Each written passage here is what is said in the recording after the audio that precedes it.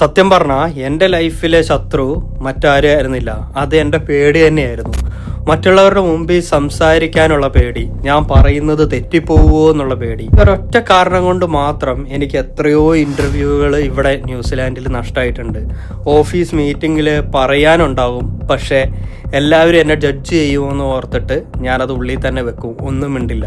I was the prisoner of my own thoughts. പക്ഷേ ഒരു ഘട്ടത്തിൽ ഞാനത് തിരിച്ചറിഞ്ഞു എന്നുള്ളതാണ് അതിൽ ഇമ്പോർട്ടൻ്റ് ആയ കാര്യം. നമ്മൾ തെറ്റായ കാര്യങ്ങൾ ചെയ്യുന്നതിനേക്കാളും വലിയ തെറ്റാണ് ഒന്നും പറയാതിരിക്കുന്നത്. നമ്മൾ പെർഫെക്റ്റ് ആകാൻ വേണ്ടി ശ്രമിക്കുമ്പോഴാണ് ഈ പേടി വരുന്നത്, അല്ലേ? പക്ഷേ നമ്മൾ റിയൽ ആകാൻ തീരുമാനിച്ചു കഴിഞ്ഞാൽ ആ പേടിയൊക്കെ പതുക്കെ ഇല്ലാതാവും.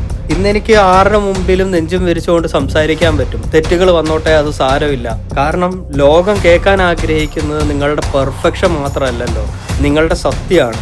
നിങ്ങളും ഇതേപോലെ സംസാരിക്കാൻ മടിച്ചു നിൽക്കുന്ന ഒരാളാണോ എങ്കിൽ ഓർക്കുക, യുവർ വോയിസ് മാറ്റേഴ്സ്. നിങ്ങൾ പറയുന്നത് തെറ്റാണോ ശരിയാണോ എന്ന് നോക്കുന്നതിനേക്കാളും പ്രധാനം അത് പറയാനുള്ള ആർജവം കാണിക്കുക എന്നുള്ളതാണ്. ജീവിതത്തിൽ ഇതേപോലെ ഒരു മാറ്റം ആഗ്രഹിക്കുന്ന ഒരു ഫ്രണ്ട് നിങ്ങൾക്കും ഉണ്ടാവില്ലേ? ഈ വീഡിയോ അവർക്ക് അയച്ചു കൊടുക്കൂ. ബാക്കി അടുത്ത വീഡിയോയിൽ പറയാം. ബൈ.